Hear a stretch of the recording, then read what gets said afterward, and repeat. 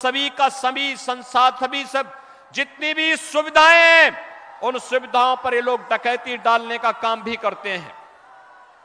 और इसीलिए मुझे दुख इस बात का होता है कि बहनों और भाइयों, आज उत्तर प्रदेश दंगा विहीन है, कर्फ्यू विहीन है, योजनाओं का लाभ गरीबों को मिल रहा है।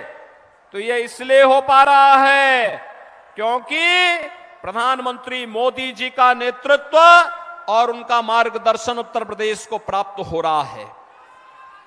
और बंगाल में मोदी जी कोई काम भेजते हैं, कोई योजना भेजते हैं, तृणमूल कांग्रेस उसको यहां लागू ही नहीं होने देती।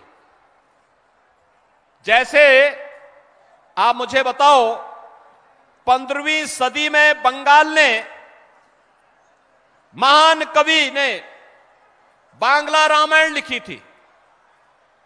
राम यहां के रग रग में रसे बसे। राम के बगैर भारतीय जीवन पद्धति में कोई कार्य नहीं हो सकता। हम जीते हैं, उठते हैं, राम का नाम लेते हैं, सोते हैं, राम का नाम लेते हैं।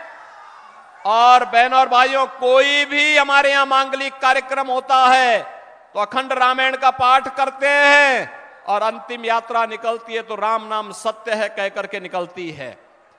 बहनों और भाइयों, मैं पूछना चाहता हूं,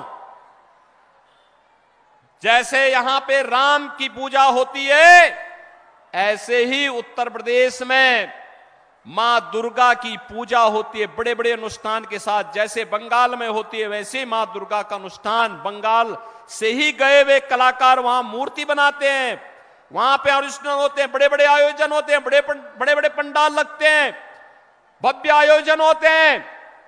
लेकिन न तो रामनवमी के अवसर पर और न ही नवरात्रि के अवसर पर ही उत्तर प्रदेश में कोई दंगा नहीं होता।